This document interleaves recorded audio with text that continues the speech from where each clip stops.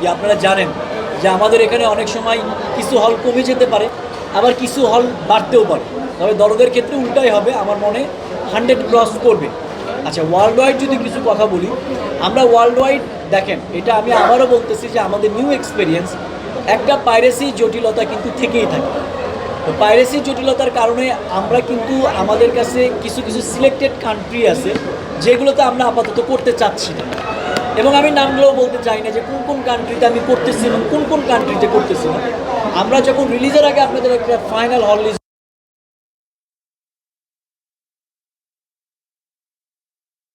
বলা সম্ভব নয়। প্যান ইন্ডিয়া সিনেমা যেটা বুঝি, একটা সিনেমা বিভিন্ন ভাষায় মুক্তি পাচ্ছে, দরদ আসলে কতগুলো ভাষায় মুক্তি পাচ্ছে? দেখেন, দরদ আসলে এখন আপাতত 3টা ভাষায় মুক্তি পাচ্ছে, বাংলা, হিন্দি এবং তামিল। সো এটা যেটা আমরা করতেছি সেটা হচ্ছে কান্ট্রি ওয়াইজ, যেমন মালয়েশিয়া, সিঙ্গাপুর, যেখানে তামিল ইন্ডাস্ট্রিটার লোকজন বেশি, আমরা সিলেক্টেড হল এবং সেগুলোর একটা বক্স অফিস দেখে ডিসিশন নিচ্ছি যে কোথায় দিব। এবং সাথে একটা জটিলতা তো আমাদের আছে, সেটা হচ্ছে পাইরেসি জটিলতা। কারণ আমাদের দেশের অডিয়েন্সের মধ্যে এখনও সিনেমা দেখার প্র্যাকটিসটা আমি মনে করবো শুরু হয়নি। ইন্ডিয়াতেও কিন্তু ছবি পাইরেসি হয় প্রথম দিনেই, কিন্তু ওদের একটা প্র্যাকটিস আছে যে হলে গিয়ে ফিল্ম দেখা, এবং আমাদের ওখানে কিন্তু এটা এখনো হয়নি। তো পাইরেসি আমাদের জন্য আমি মনে করি এখন সবচেয়ে বড় প্রতিবন্ধকতা হয়ে আছে।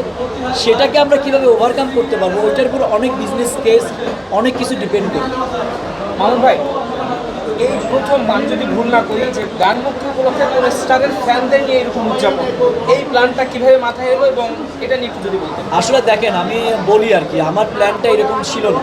আমাদের একটা প্ল্যান ছিল যে একটা স্টেডিয়ামে মোটামুটি 10-12 হাজার মানে সাকিবিয়ানদেরকে নিয়ে একটা প্রোগ্রাম করবো, আমি বলেওছি।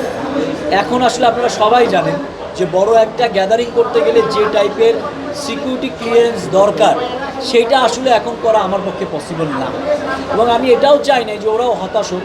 তো আমি সাধ্যের মধ্যে চেষ্টা করেছি যে একটা জায়গায় অন্তত ওরা আসুক, ওরা একটু, কারণ দেখেন যারা যত কিছু করেন একমাত্র দুটো লোককেই কিন্তু আমরা সবসময় পাই, সেটা হচ্ছে কোনো সুপারস্টারের ফ্যান ফলোয়ার এবং যারা মিডিয়া কর্মী ফ্যান ফলোয়ার। এই দুইটা গ্রুপ ছাড়া অ্যাকচুয়ালি কিন্তু সাধারণ মানুষের কাছে পৌঁছানোটা খুব কঠিন ব্যাপার।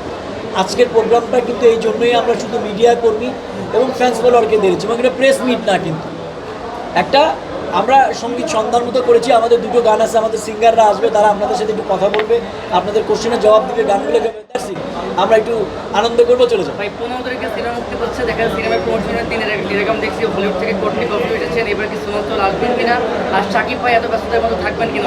আমি আগেই বলি, সেটা হচ্ছে যে সাকিব ভাই হয়তো বা রিলিজের আগে আসতে পারতেছেন। আপনারা জানেন উনি একটা বড় মুভি শুটিংয়ে ব্যস্ত, এবং উনি কিন্তু ওনার জায়গা থেকে কালকেও কিন্তু আমরা ক্যালকাটাতে অনেক বড় একটা প্রোগ্রাম করেছি, উনি চেষ্টা করেছে সেখানেও অ্যাটেন্ড করার জন্য।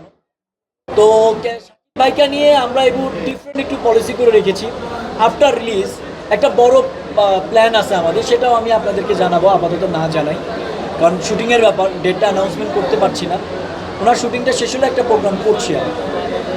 সুমন্তলের বিষয়টা ভাই, সোনাঞ্চলের বিষয়টা, সোনাঞ্চল বাংলাদেশে আসতে পারতেছে না আপাতত, একটু ভিসা জটিলতা, অনেক কিছু আছে, তো সব তার মিডিয়ার সামনে বলা যায় না। তো